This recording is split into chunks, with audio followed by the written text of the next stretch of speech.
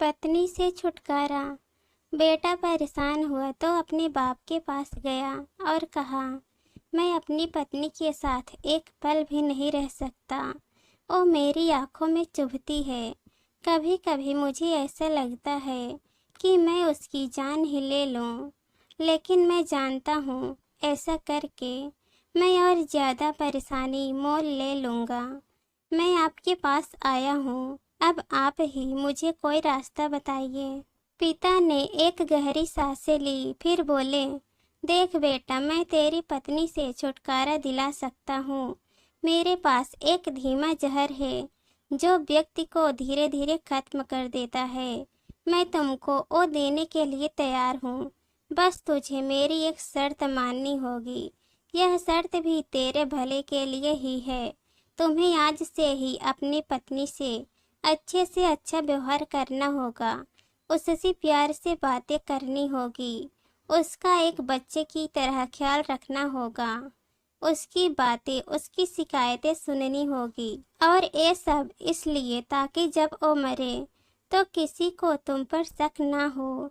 थोड़ी देर तक शांति छाई रही। फिर पिता ने कहा कि अगर ये सारी बातें उसे ठीक लगे तो उस डिब्बी में जो सफ़ेद पाउडर है उसे अपने पत्नी के खाने में थोड़ा थोड़ा डालना। बेटे ने वो डिब्बी ली और वहाँ से चला गया।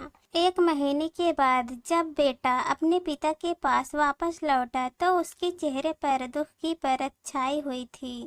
वह अपने पिता के पैरों में गिर पड़ा और बोला कि अब मैं अपनी पत्नी को मारना नहीं चाहता। मैं उससे बहुत प्यार करता हूँ। अब उस जहर का असर खत्म हो जाए, ऐसा कुछ उपाय कीजिए।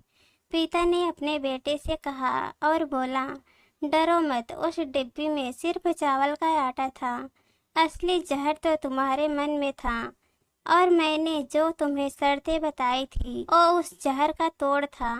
जब आप अपने मन में ईर्ष्या, क्रोध जैसे जहर को बना देते हैं तो वह आपको अपनों से दूर कर ही देते हैं। उससे छुटकारा पाने के लिए यही तरीका है कि अपनों की बात सुने, अपनों का ख्याल रखे, दया भाव रखे, माफ करना सीखे।